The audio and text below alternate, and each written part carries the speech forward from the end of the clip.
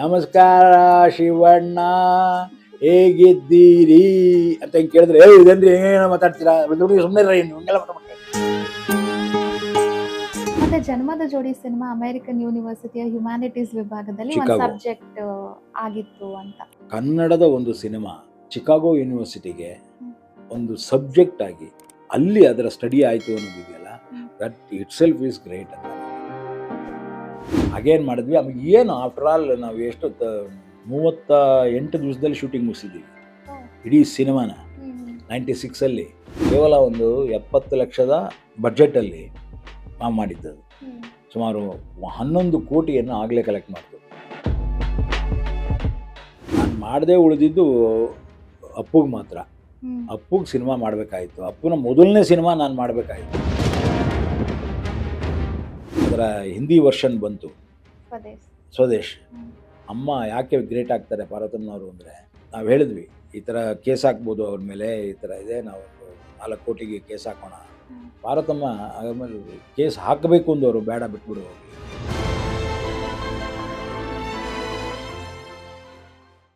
Energy ಅಂದ ಕೂಡಲೇ ಸ್ಯಾಂಡಲ್ವುಡ್ನಲ್ಲಿ ತಕ್ಷಣ ನೆನಪಾಗೋ ಹೆಸರು ಶಿವರಾಜ್ ಕುಮಾರ್. ಕನ್ನಡ ಚಿತ್ರರಂಗದಲ್ಲಿ 40 ವರ್ಷಗಳನ್ನ ಪೂರೈಸಿರುವಂತಹ ಶಿವರಾಜ್ ಕುಮಾರ್ ಬಗ್ಗೆ ಮಾತಾಡೋದಕ್ಕೆ ಇಂದು ಕನ್ನಡ ಚಿತ್ರರಂಗದ ಖ್ಯಾತ ನಿರ್ದೇಶಕರಾದಂತಹ ಟಿ.ಎಸ್. ನಾಗಭರಣ ಸರ್ ನಮ್ಮೊಂದಿಗಿದ್ದಾರೆ. ಬನ್ನಿ ಅವ್ರು ಏನು ಹೇಳ್ತಾರೆ ಅಂತ ಕೇಳೋಣ. ಸರ್ ನಮಸ್ತೆ. ಸರ್ ನಮಸ್ತೆ. ಹೇಗಿದ್ದೀರಾ ಸರ್? ಪರವಾಗಿಲ್ಲ ಈಗ. ಸರ್, ಕನ್ನಡ ಚಿತ್ರರಂಗಕ್ಕೆ ಶಿವಣ್ಣ ಕಾಲಿಟ್ಟು 40 ವರ್ಷ ಆಗಿದೆ. ನೀವು ಅಣ್ಣಾವ್ರಿಗೂ ಆಕ್ಷನ್ ಕಟ್ ಹೇಳಿದ್ದೀರಾ, ಶಿವಣ್ಣನಿಗೂ ಆಕ್ಷನ್ ಕಟ್ ಹೇಳಿದ್ದೀರಾ. ಸೊ ಅಂದ್ರೆ ಇಂಥ ಒಂದು ಅಪರೂಪದ ಖ್ಯಾತಿ ನಿಮ್ಮದು. ಸೊ ನೀವು ಕಂಡಂತೆ ಅಣ್ಣಾವ್ರ ಮಗ ಹೇಗೆ ಸರ್? ನಾನು ಅವರನ್ನು ಮೊದಲು ಕಂಡಾಗ ಅವನು ಅಣ್ಣಾವ್ರ ಮಗ ಅನ್ನೋದಕ್ಕಿಂತ ಹೆಚ್ಚಾಗಿ ಒಬ್ಬ ಲವಲವಿಕೆಯ ವ್ಯಕ್ತಿತ್ವವುಳ್ಳ ಒಬ್ಬ ವ್ಯಕ್ತಿ ಅಂತ ನನಗೆ ಪರಿಚಯ ಆಗಿದ್ದು. ಆಗಿನ್ನೂ ಮಡ್ರಾಸಲ್ಲಿದ್ದ, ಆಡಿಯಾರಲ್ಲಿ ಅವನು ಇನ್ಸ್ಟಿಟ್ಯೂಟಲ್ಲಿ ಕಲೀಲಿಕ್ಕೇನೋ ಆ್ಯಕ್ಟಿಂಗ್ ಹೇಗೆ ಹಾಕಿದ್ರು ಅಂತ ಕಾಣುತ್ತೆ. ಆ ಪೀರಿಯಡಲ್ಲಿ ನಾವಲ್ಲಿ ಎಡಿಟಿಂಗ್ ಮಾಡ್ತಾ ಇದ್ದೆ ನಾನು. ಕಾಡು, ಚೋಮನ ದುಡಿ ಅವೆಲ್ಲ ಎಡಿಟಿಂಗ್ ನಡೀತಾ ಇದ್ದಾಗ. ಅಂದರೆ ಆ ಪೀರಿಯಡ್ನಲ್ಲೇ ಅಣ್ಣವ್ರು ನೋಡೋಕೆ ಮನೆಗೆ ಹೋದರೆ ಇವನ ಸ್ನೇಹಿತರ ದಂಡು ಮತ್ತು ಅವ್ರ ಜೊತೆಯಲ್ಲಿ ಒಂದು ಕ್ಷಣ ಇಲ್ಲಿದ್ದರೆ ಅಲ್ಲಿರಲ್ಲ, ಅಲ್ಲಿದ್ದರೆ ಇಲ್ಲಿರಲ್ಲ, ಆ ರೀತಿಯ ಒಂದು ಲವಲವಿಕೆಯ ವ್ಯಕ್ತಿತ್ವವನ್ನು ನಾವು ನೋಡಿದ್ದೇನೆ. ನನಗಾಗಲೇ ಭಾಳಷ್ಟು ಜನ ಸ್ನೇಹಿತರು ಅಲ್ಲಿ ಆ ಮನೆಯಲ್ಲಿ ಇದ್ದಂಥ ಸಾಕಷ್ಟು ಜನ ನನಗೆ ಗೊತ್ತಿದ್ದವರಿದ್ದರು. ಹಾಗಾಗಿ ಒಂದಲ್ಲ ಒಂದು ರೀತಿ ಅವನ ಪ್ರಯಾಣವನ್ನು, ಸಿನಿ ಪಯಣವನ್ನು ನಾನು ಗಮನಿಸಿದ್ದೇನೆ. ಭಾಳ ಕಷ್ಟ ಒಬ್ಬ ಹೊರನಟನ ಮಗನಾಗಿ ಒಂದು ತಾನು ಏನು ಅನ್ನೋದನ್ನು ಅರ್ಥ ಮಾಡಿಕೊಂಡು ತನ್ನ ನಟನೆಯ ಶೈಲಿಯನ್ನು ಗುರುತಿಸ್ಕೊಳ್ಳೋದು ಭಾಳ ಕಷ್ಟ.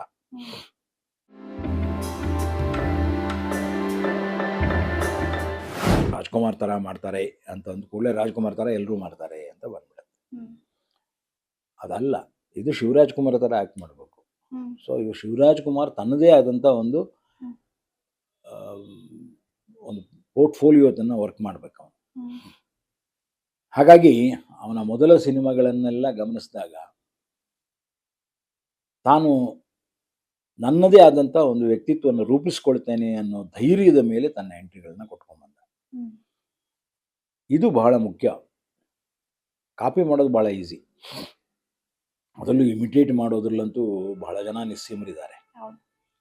ಅವ್ರ ಥರನೇ ಆ್ಯಕ್ಟ್ ಮಾಡಿಬಿಟ್ರೆ ಆ್ಯಕ್ಟಿಂಗ್ ಆಗಿಬಿಡುತ್ತೆ, ನಾನು ಸ್ಟಾರ್ ಆಗಿಬಿಡ್ತೇನೆ ಅಂತೆಲ್ಲ. ಯಾರೊಬ್ಬರು ರಾಜ್ಕುಮಾರ್ ಅವರ ಇಮಿಟೇಷನ್ ಮಾಡಿದವರು ಕೂಡ, ಮಿಮಿಕ್ರಿ ಮಾಡಿದವರು ಕೂಡ ಅವರ ಸರಿಸಮಾನಕ್ಕೆ ಯಾರೂ ಬರಲಿಕ್ಕೆ ಸಾಧ್ಯವೇ ಆಗಲಿಲ್ಲ. ಅವರನ್ನು ಮೀರಿಸೋದಂತೂ ಸಾಧ್ಯವೇ ಇಲ್ಲ. ಇಂತಹ ಒಂದು ಮೇರು ಪರ್ವತದ ಎದುರುಗಡೆ ಅವರ ಮಗನಾಗಿ ಬಂದಂತಹ ಒಬ್ಬ ಹುಡುಗ ತನ್ನನ್ನು ತಾನು ಹೇಗೆ ರೂಢಿಸ್ಕೊಂಡಿರ್ಬೋದು, ಆ ಕಷ್ಟ ಏನಿದ್ದಿರ್ಬೋದು. ಎಲ್ರಿಗೂ ಅದು ಈಸಿ ಅಂತ ಅನಿಸ್ಬಿಡುತ್ತೆ.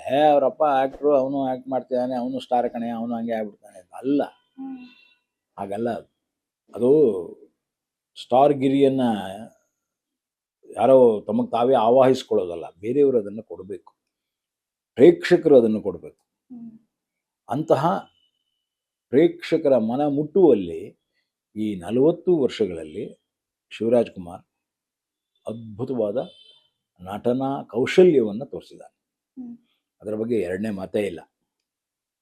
ಹಾಗಾಗಿ ಈ 40 ವರ್ಷಗಳ ಅವನ ಪಯಣವನ್ನು ನಾವು ಒಂದು ಅರ್ಥದಲ್ಲಿ ನೆನಪಿಸ್ಕೊಳ್ಬೇಕು ಹ್ಮ್. ಮತ್ತು ಅದನ್ನು ಮಾದರಿಯಾಗಿಟ್ಟು ಬೇರೆಯವರಿಗೆ ಹೇಳಬೇಕು. ಹೇಗೆ ಒಬ್ಬ ನಟ ತನ್ನ 150ಕ್ಕೂ ಹೆಚ್ಚಿನ ಸಿನಿಮಾಗಳಲ್ಲಿ ತನ್ನನ್ನು ತಾನು ತೊಡಗಿಸಿಕೊಂಡೂ ಕೂಡ ಇನ್ನೂ ಒಂದು ಒಳ್ಳೆಯ ಪಾತ್ರ ಮಾಡಬೇಕು ಅಂತ ಹಪಹಪಿಸ್ತಾ ಇದೆಯಲ್ಲ, ಅದು ಒಬ್ಬ ಆ್ಯಕ್ಟರ್ನ ನಿಜವಾದಂತಹ ಹ್ಮ್. ಯಾವಾಗ ಶೂಟಿಂಗ್ ಶುರು, ಯಾವಾಗ ನಾನು ಸೆಟ್ ಮೇಲೆ ಇರ್ತೀನಿ, ಯಾವಾಗ ಆಲ್ವೇಸ್ ಅವನೊಬ್ಬ ಕಾಯಕ ದಾಸೋಹಿ. ಕಾಯಕ ಅವನಿಗೆ ಬೇಕು, ಕೆಲಸ ಬೇಕು. ಆ ಕೆಲಸ ಇಲ್ಲದಿದ್ರೆ ಅವನ ಕೈಲಿ ತಡೆಯೋಕ್ಕಾಗಲ್ಲ. ಹ್ಮ್. ಪ್ರತಿ ಕ್ಷಣವೂ ಏನೋ ಒಂದು ಮಾಡ್ತಾ ಇರಬೇಕು. ಅಂತಹ ಒಂದು ಚಲನಶೀಲ ವ್ಯಕ್ತಿತ್ವ ಶಿವಣ್ಣಂದು. ಹ್ಮ್. ನೀವು ನೋಡಿದಂತೆ ಸರ್ ಡಾಕ್ಟರ್ ರಾಜ್ಕುಮಾರ್ ಅವರ ಯಾವ ಗುಣಗಳು ಶಿವಣ್ಣ ಅವರಲ್ಲಿ ಸ್ಪಷ್ಟವಾಗಿ ಕಾಣುತ್ತೆ? ನಾನು ಆಗಲೇ ಹೇಳಿದಾಗೆ ಅಣ್ಣ ಅವರ ರೀತಿಯಲ್ಲೇ ಶಿವರಾಜ್ಕುಮಾರ್ ಬೆಳೆದ ಅನ್ನೋದನ್ನು ನಾನು ಒಪ್ಪೋದಿಲ್ಲ. ಹ್ಮ್. ಕಾರಣ ಯಾಕೆ ಅಂದರೆ ಅವರ ಶೈಲಿನೇ ಬೇರೆ, ಹ್ಮ್. ಅವರ ಮಾತಿನ ಓಘ ಬೇರೆ, ಅಣ್ಣ ಅವರ ಮಾತಿನ ಶೈಲಿನೇ ಬೇರೆ. ಅವರ ಸ್ಫುಟವಾದ ಕನ್ನಡ ಭಾಷೆಯ ಬಗ್ಗೆ ಯಾರೊಬ್ಬರು ಚಕಾರ ಎತ್ತೋ ಹಾಗಿಲ್ಲ. ಹ್ಮ್. ಹ್ಮ್. ಅವರ ನಟನೆ ಬಗ್ಗೆ ಚಕಾರ ಎತ್ತೋ ಹಾಗಿಲ್ಲ, ಅವರ ಹಾಡಿನ ಬಗ್ಗೆ ಚಕಾರ ಎತ್ತೋ ಹಾಗಿಲ್ಲ. ಹ್ಮ್. ಸೊ ಅದರಲ್ಲಿ ಇಂತಿಂಥದೇ ಗುಣಗಳು ಇವರಿಗೆ ಬಂತು ಅಂತ ಆ ಥರ ಹ್ಮ್. ಯಾವ ಗುಣವೂ ಬರಲಿಲ್ಲ. ಹ್ಮ್. ಇದನ್ನ ಅರ್ಥ ಮಾಡ್ಕೊಳ್ಳಿ. ಹ್ಮ್. ಆದರೆ ಶಿವರಾಜ್ಕುಮಾರ್ ತನ್ನದೇ ಆದ ಗುಣಗಳನ್ನು ಪ್ರತಿನಿಧಿಸ್ತಾ ಬಂದ. ತನ್ನದೇ ಆದಂತಹ ಶೈಲಿಯನ್ನು, ತನ್ನದೇ ಆದಂತಹ ನಟನಾ ಕೌಶಲ್ಯವನ್ನು, ಹ್ಮ್. ತಾನು ಒಂದು ತನ್ನದೇ ಐಡೆಂಟಿಟಿ ಅಂತ ಏನು ಕರಿತೇವೆ, ಒಬ್ಬ ನಟನಿಗೆ ಅವನದೇ ಆದಂತಹ ಒಂದು ಐಡೆಂಟಿಟಿ ಇರುತ್ತೆ, ಅದನ್ನು ಸಾಧಿಸ್ಕೊಳ್ತಾ ಬಂದ. ಬೇರೆ ರೀತಿ ಅಂದರೆ ನಡವಳಿಕೆಗಳಲ್ಲಿ ಅಣ್ಣಾವ್ರ ಥರ ಇದ್ದ ಇತ್ಯಾದಿಗಳಿದೆಯಲ್ಲ, ಅದು ಓಕೆ. ಅದೇ ಯಾವುದೇ ಒಬ್ಬ ಕುಟುಂಬದ ಕೌಟುಂಬಿಕ ಹಿನ್ನೆಲೆಗಳಲ್ಲಿ ಬಂದಂಥದ್ದು ಅಥವಾ ಅಪ್ಪ ತಾತಂದಿರ ಅಜ್ಜಿಯ ಅವರ ಮೇಲಿನ ಪ್ರಭಾವ ಇರ್ಬೋದು, ಅವೆಲ್ಲವನ್ನ ಗಮನಿಸಿದಾಗ ಹ್ಮ್. ಆ ಸರಳ ವ್ಯಕ್ತಿತ್ವ ಇದೆಯಲ್ಲ, ಆ ವಿನಮ್ರತೆ ಇದೆಯಲ್ಲ, ಮತ್ತು ಬದ್ಧತೆ ಮತ್ತು ಶಿಸ್ತಿದೆಯಲ್ಲ, ಇವೆಲ್ಲವೂ ಅಪ್ಪನಿಂದ ಬಂದದ್ದು ಅಥವಾ ಆ ಮನೆಯಿಂದ ಬಂದದ್ದು. ಹ್ಮ್. ಯಾಕೆಂತಂದರೆ ಹ್ಮ್. ಕೆಲವರಿಗೆ ಕೆಲವನ್ನ ನೋಡಿ ಕಲಿತಾರೆ, ಕೆಲವು ಪರಿಸರದಲ್ಲೇ ಇರೋದ್ರಿಂದ ಅದನ್ನು ಕಲಿತಾ ಹೋಗ್ತಾರೆ. ಕೆಲವರು ಯಾರೋ ಇಬ್ಬರನ್ನ ಮಾದರಿಯಾಗಿಟ್ಕೊಂಡು ಅವರ ಪ್ರಕಾರ ಕಲಿತಾ ಹೋಗ್ತಾರೆ. ಇವನಿಗೆ ಎಲ್ಲವೂ ಮನೆಯಲ್ಲೇ ಇತ್ತು, ಮಾದರಿಗಳೆಲ್ಲ ಮನೆಯಲ್ಲೇ ಇದ್ವು. ವರದಣ್ಣ ಡಾಕ್ಟರ್ ರಾಜ್ಕುಮಾರ್ ಅವರ ತಮ್ಮ, ಅವರ ವ್ಯಕ್ತಿತ್ವದ ಪ್ರಭಾವ ಇವನ ಮೇಲೆ ಬಹಳಷ್ಟು ಇದೆ. ಹ್ಮ್. ಅದನ್ನು ನಾವು ಅಲಗಳೆಯೋ ಹಾಗಿಲ್ಲ. ಹ್ಮ್. ತಾಯಿಯ ಪ್ರಭಾವ ಇದೆ. ಒಟ್ಟಾರೆಯಾಗಿ ಇಡೀ ಕುಟುಂಬದ ಆ ಪರಿಸರದ ಪ್ರಭಾವದ ಜೊತೆಯಲ್ಲೇ ಆ ಪ್ರಭಾವಳಿ ಆಲ್ರೆಡಿ ಇರುವಂಥದ್ದು ತನ್ನನ್ನು ತಾನು ರೂಪಿಸ್ಕೊಂಡಿದ್ದಾನಲ್ಲ, ಅದು ಶ್ರೇಷ್ಠ ಅಂತ ಹೇಳಬೇಕು. ಅವನ ನಟನಾ ಕೌಶಲ್ಯವನ್ನು ಈ 150+ ಏನು ಸಿನಿಮಾಗಳಿದೆ ಇವುಗಳಲ್ಲಿ ಒಂದೊಂದನ್ನು ನೀವು ನೋಡ್ತಾ ಹೋದರೆ ಅವನು ಯಾವ ರೀತಿ ವಿಭಿನ್ನವಾಗಿ ಪ್ರತಿ ಪಾತ್ರವನ್ನು ತನ್ನನ್ನು ತಾನು ತೊಡಗಿಸ್ಕೊಳ್ತಾ ಇದ್ದ ಮತ್ತು ಹೇಗೆ ಅದನ್ನು ಅದ್ಭುತವಾಗಿ ಕಾಣಿಸ್ಬೇಕು, ನಾನು ಅದನ್ನು ಹೇಗೆ ಮಾಡಬೇಕು ಅನ್ನೋದನ್ನು ತನ್ನದೇ ಆದಂತಹ ಒಂದು ವರ್ಕೌಟ್ ಅಂತ ಏನು ಕರಿತೇವೆ ಅದನ್ನು ಮಾಡ್ತಾ ಇದ್ದ ಅನ್ನೋದು ಚೆನ್ನಾಗಿ ಕಾಣುತ್ತೆ. ಭಾಳಷ್ಟು ಸಲ ಅನ್ಕೋತೀವಿ ಏನು ಆ್ಯಕ್ಟಿಂಗ್ ಈಸ್ ವೆರಿ ಈಸಿ ಅಂತ. ಖಂಡಿತ ಅಲ್ಲ, ಅದಕ್ಕೊಂದು ಪ್ರಿಪ್ರೇಷನ್ ಇರಬೇಕು. ಆ ಪ್ರಿಪ್ರೇಷನ್ ಜೊತೆಗೆ ಒಂದು ರಿಹರ್ಸಲ್ ಇರಬೇಕು. ಆ ಸಿದ್ಧತೆ ಮತ್ತು ಆ ಕಲಿಕೆ ಅವೆರಡೂ ಇಲ್ಲದೆ ಇದ್ದರೆ ಸಾಧ್ಯನೇ ಇಲ್ಲ. ಶಿವರಾಜ್ಕುಮಾರ್ ಆ ಅರ್ಥದಲ್ಲಿ ಸದಾ ಕಲಿಕೆಯಲ್ಲಿರುವ, ಸದಾ ಸಿದ್ಧತೆಯಲ್ಲಿರುವಂತಹ ಒಬ್ಬ ನಟ.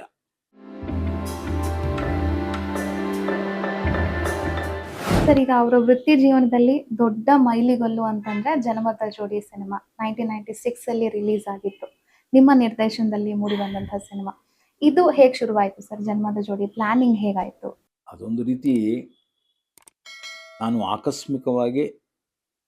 ಆಕಸ್ಮಿಕದ ಡೈರೆಕ್ಟರ್ ಆದಾಗ ಆ್ಯಕ್ಚುಲಿ ನನ್ನ ಹತ್ರ ಇದ್ದಂಥ 2 ಕತೆಗಳಲ್ಲಿ ಒಂದು ಕತೆಯನ್ನು ಮೊದಲು ಹೇಳಿದೆ, ಅದು ಆಕಸ್ಮಿಕ.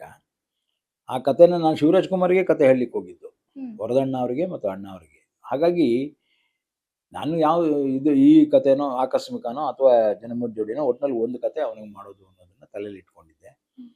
ನನ್ನ ಹತ್ರ ಕಾದಂಬರಿಗಳ ಒಂದಷ್ಟು ಕಾದಂಬರಿಗಳ ಜೊತೆಯಲ್ಲೇ ಇರ್ತಿದ್ದೆ ನಾನು ಯಾವಾಗಲೂ. ಹ್ಮ್. ಹಾಗಾಗಿ ಈ ಕಾದಂಬರಿ ಈ ಪಾತ್ರಕ್ಕೆ ಅವನು ಸೂಟ್ ಆಗ್ತಾನೆ ಅನ್ನೋ ಥರದಲ್ಲಿ ನನ್ನ ಯೋಚನೆ. ನಾನು ಅವನಿಗೋಸ್ಕರ ಈ ಕಾದಂಬರಿಯನ್ನು ಸೆಲೆಕ್ಟ್ ಮಾಡಿದ್ದಲ್ಲ. ಹ್ಮ್ ಹ್ಮ್ ಹ್ಮ್. ನನ್ನ ಎಲ್ಲ ಸಿನಿಮಾಗಳಲ್ಲೂ ನಾನು ನನ್ನ ಕಂಟೆಂಟ್ ಅಥವಾ ನನ್ನ ಕಥೆ ಏನನ್ನು ಡಿಮ್ಯಾಂಡ್ ಮಾಡುತ್ತೋ ಹ್ಮ್. ಅದಕ್ಕೆ ತಕ್ಕ ಹಾಗೆ ನಟರನ್ನು ಹೊಂದಿಸ್ಕೊಂಡು ಬಂದಿದ್ದೇನೆ. ಹ್ಮ್. ಹೌದು. ಆಕಸ್ಮಿಕದಲ್ಲೂ ಹಾಗೆ ಆಗಿದ್ದು. ಆಕಸ್ಮಿಕದ ಇಡೀ ಕತೆ ಮುಗಿಯುವಷ್ಟರಲ್ಲಿ ಅಣ್ಣವ್ರು ಹೇಳಿದ್ದು, ಪಾರ್ವತಮ್ಮನವ್ರ ಕೈಯಲ್ಲಿ ಹೇಳಿ ಕಳಿಸಿದ್ದು, ಇದನ್ನು ನಾನು ಮಾಡಿದರೆ ಹೇಗೆ ಅಂತ. ನಾನು ಕತೆ ಹೇಳಕ್ಕೆ ಹೋಗಿದ್ದು ಶಿವರಾಜ್ ಕುಮಾರ್ಗೆ, ಹಾ. ಆದರೆ ಅಣ್ಣವ್ರು ಹೇಳಿದ್ದು ಇಲ್ಲ ನಾನು ಮಾಡಿದ್ರೆ ಹೇಗೆ ಅಂತ. ಹ್ಮ್. ಸೊ ನಮಗಂತೂ ಒಂದು ದೊಡ್ಡ ನಿಧಿ ಸಿಕ್ಕಂಗೆ ಆಗ್ಬಿಟ್ಟಿತ್ತು.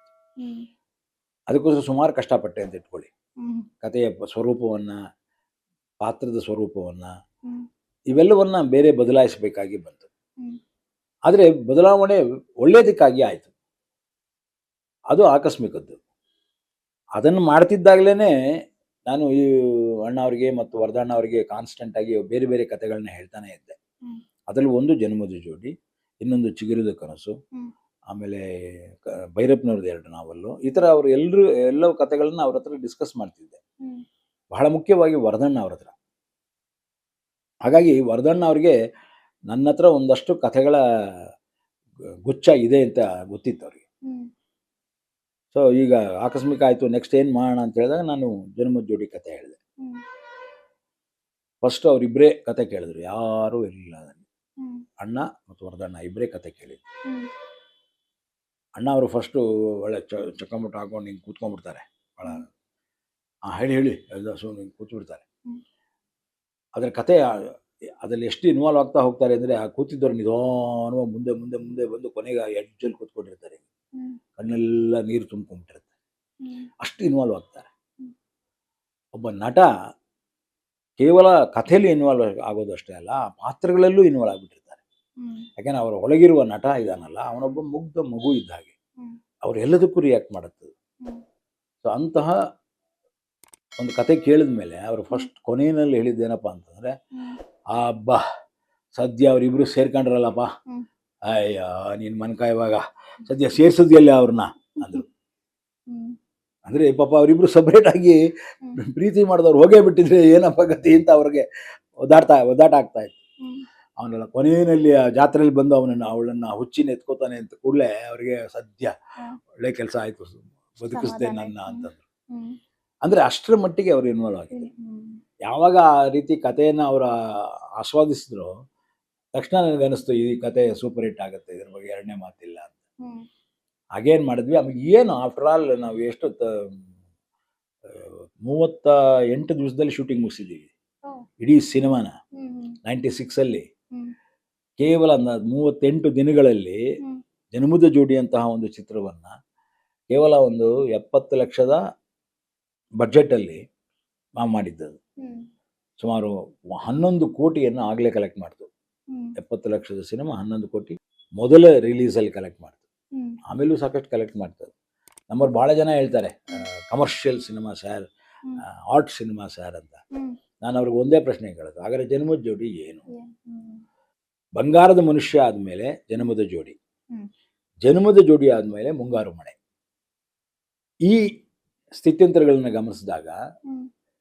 ಬಂಗಾರದ ಮನುಷ್ಯ ಇವತ್ತಿಗೂ ನೆನೆಸ್ಕೊಳ್ಳುವಂಥ ಸಿನಿಮಾ, ಜನ್ಮದ ಜೋಡಿ ಇವತ್ತಿಗೂ ನೆನೆಸ್ಕೊಳ್ಳುವಂಥ ಸಿನಿಮಾ. ಹ್ಮ್. ಕಾರಣ ಯಾಕೆ ಅಂದರೆ ಅದರಲ್ಲಿರುವ ಇವತ್ತಿನ ಪ್ರಸ್ತುತತೆ ಇದೆಯಲ್ಲ, ಹ್ಮ್.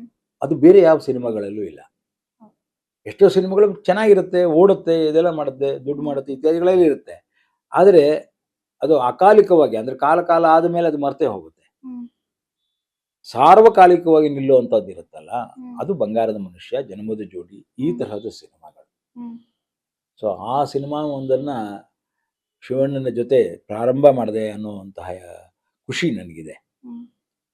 ಭಾಳ ಇನ್ನೂ ವೆರಿ ಯಂಗ್ ಎಲ್ಲರೂ, ನಾನು ಎಲ್ಲರೂ ಎಷ್ಟು ಹೆಂಗಿರ್ಬೋದು ಅಂದರೆ 28 ವರ್ಷ ಹಿಂದಕ್ಕೆ ಹೋಗ್ಬೇಕು ನಾವೀಗ. ಹಾ.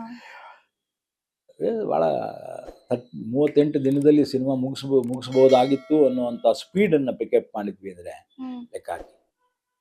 ಅದ್ರಲ್ಲಿ ಅವನಂತೂ ನಿರಂತರವಾಗಿ ಕೆಲಸ ಮಾಡೋನು. ಹ್ಮ್. ಅವನು ರಾತ್ರಿ ಮಲಗ್ತಿದ್ದಂಗೆ ಬೆಳಿಗ್ಗೆ ಎಷ್ಟೊತ್ತಿಗೆ ರೆಡಿ ಆಗಲಿ ಅಂತ ಹೇಳೋನು. ಹ್ಮ್. ಆಮೇಲೆ ಅಲ್ಲಿ ಸೆಟ್ಟಿಗೆ ಬಂದ್ರಂತೂ ಅವನಿದ್ದಾನೆ ಅಂತಂದರೆ ಕ್ಯಾಮ್ರಾಮನ್ನು ಇವನು ಎಲ್ಲರೂ ಆ್ಯಕ್ಟಿವ್ ಆಗಿಬಿಡೋರು. ಯಾಕೆಂದರೆ ನೆಕ್ಸ್ಟ್ ನೆಕ್ಸ್ಟ್ ನೆಕ್ಸ್ಟ್ ಆಮೇಲೆ ಆಮೇಲೆ ಅಂತ ಅವ್ನು ಮೊದಲೇ ಮಾತಾಡೋದು ಫಾಸ್ಟ್ ಅವನು. ಬೆಳಬೇಡ ಬೇಡ ಬೇಡ ಅಂತ ಮಾತಾಡ್ಬಿಟ್ಟಿದ್ದಾನೆ. ಈಗಲೇ ಸ್ವಲ್ಪ ಮಾತು ಆ ರೀತಿಯಲ್ಲಿ ಸ್ಫುಟವಾಗಿ ಬರ್ತಾ ಇದೆ. ಮೊದಲಂತೂ ಭಾಳ ಆಗ ತಮಿಳ್ ಇನ್ಫ್ಲೂಯೆನ್ಸು ಇತ್ತು. ಸೊ ಪಟ ಪಟ ಪಟ ಪಟ ಅಂತ ಮಾತಾಡ್ಬಿಡೋನು. ನಮಸ್ಕಾರ ಸರ್ ಚೆನ್ನಾಗಿದ್ದಾರೆ ಅಂದ್ರೆ ನಮಸ್ಕಾರ ಸರ್ ಚೆನ್ನಾಗಿದ್ದೀರಾ ಅಂದ್ಬಿಟ್ರೆ ಅಲ್ಲಿ ಮುಗಿದೋಗ್ಬಿಡೋದು ಅದು. ಅದಕ್ಕೊಂದು ಎಕ್ಸ್ಪೆರಿಮೆಂಟ್ ಎಲ್ಲ ಮಾಡ್ತಿದ್ವಿ ಅವನಿಗೆ. ನಾವು ಅವನ ಸದ್ಯದಲ್ಲಿ ಒಂದು 4 ಜನ ಹುಡುಗರು ಇದ್ದರು, ನಮ್ಮ ರಂಗಾಯಣದ ಹುಡುಗರು. ಆ ರಂಗಾಯಣದ ಹುಡುಗರು ಮಂಡ್ಯ ರಮೇಶ, ಅರುಣ್ ಸಾಗರ್, ಇವನು ಇನ್ನೊಂದಿಬ್ರು, ಎಲ್ಲರೂ ಒಟ್ಟು 4 ಜನ ರಂಗಾಯಣದವ್ರು ಇದ್ರು. ಅವರು ಇವನ ಹತ್ರ ಮಾತಾಡ್ಬೇಕಾದ್ರೆ ಸ್ಲೋ ಆಗಿ ಮಾತಾಡಪ್ಪ ಅಂತ ಹೇಳ್ಬಿಟ್ಟಿದೆ. ನಮಸ್ಕಾರ ಶಿವಣ್ಣ ಹೇಗಿದ್ದೀರಿ ಅಂತ ಹಿಂಗೆ ಕೇಳಿದ್ರೆ ಇದೇನ್ರಿ ಏನೋ ಮಾತಾಡ್ತೀರಾ ಸುಮ್ಮನೆ ಇನ್ನು ಹಿಂಗೆಲ್ಲ ಮಾತಾಡ್ತಾರೆ ಅಂತ ಬೇಕು ಅಂತ ಅವನಿಗೆ ಅಲ್ಲಿ ಎಕ್ಸ್ಪೆರಿಮೆಂಟ್ ಮಾಡ್ತಾ ಇದ್ವಿ. ಭಲೆ ಮಜಾ ಆಯ್ತು. ಅದಾದ್ಮೇಲೆ ಅಣ್ಣ ಹೇಳಿದ್ರು ಅದನ್ನ, ನೋಡಪ್ಪ ಈಗ ಅವನು ಏನು ಹೇಳ್ತಾ ಇದ್ದಾನೆ ಆ ಸಂಭಾಷಣೆ ಏನು ಹೇಳ್ತಾನೆ ಅದು ಕೇಳಂಗಿರ್ಬೇಕು ಕಣ. ಅದು ಹಂಗೆ ಆಯ್ತು. ಅದು ಜನ್ಮ ಜೋಡಿನಲ್ಲಿ ಪ್ರತಿ ವರ್ಡ್ ಪ್ರತಿ ಮಾತು ಅವನು ಹೇಳಿದ್ದು ಮತ್ತು ಇದು ಮಾಡಿದ್ದು ಅದರ ನಂತರ ಅವನು ಚಿಗುರಿದ ಕನಸಿಗೆ ಬರುವಷ್ಟರಲ್ಲಿ ಬಹಳ ಇಂಪ್ರೂವ್ ಆಗಿದ್ದ. ಅಂದರೆ ಹೇಗೆ ತನಗೆ ಬೇಕಾದಂತಹ ಕೌಶಲ್ಯಗಳನ್ನು ಹೇಗೆ ಗುಡ್ಡೆ ಹಾಕೋತಾ ಇದ್ದ ಅಂತ. ಸೊ ಇದಿಲ್ಲ ನನಗೆ ಯಾವ್ದಾರು ಇದನ್ನು ನಾನು ನನ್ನದಾಗಿಸ್ಕೋಬೇಕು, ಅದನ್ನು ಕಲ್ತ್ಕೊಂಡ್ಬಿಡ್ಬೇಕು, ಅದನ್ನು ನಾನು ಮಾತಾಡಬೇಕು. ಸೊ ಆ ರೀತಿಯ ಕಲಿಕೆಯ ಗುಣ ಇದೆಯಲ್ಲ ಅದು ಒಬ್ಬ ಆ್ಯಕ್ಟರ್ನ ಅಲೈವ್ ಆಗಿಟ್ಟಿರುತ್ತೆ. ಇವತ್ತಿಗೂ ಅವನು ಆ್ಯಕ್ಟ್ ಮಾಡಬೇಕು, ನನ್ನ ತಕ್ಕದಾದ ಪಾತ್ರ ಸಿಕ್ಕರೆ ನಾನು ಅದನ್ನು ಮಾಡಬೇಕು ಅಂತ ಹಾತೊರೆಯೋದೇನಿದೆ ಅದೇ ಕಾರಣಕ್ಕೆ. ನಾನು ಇನ್ನಷ್ಟು ಕಲಿತೇನೆ, ನಾನು ಇನ್ನಷ್ಟು ಚೆನ್ನಾಗಿ ಮಾಡ್ತೇನೆ, ನನಗಿನ್ನೂ ಒಂದಷ್ಟು ಮಾಡುವಂತಹ ಅವಕಾಶಗಳು ಸಿಗಲಿ, ನಾನು ಅದನ್ನು ಮಾಡಬೇಕು ಅನ್ನೋ ಆಸೆ ಇಟ್ಕೊಂಡಿದ್ದೀನಿ ಅಂತ ಪ್ರತಿಯೊಬ್ಬ ನಟನೂ ಅಂದ್ಕೊಂಡಾಗ ಮಾತ್ರ ಅವನ ಕಲಿಕೆ ನಿರಂತರವಾಗುತ್ತೆ.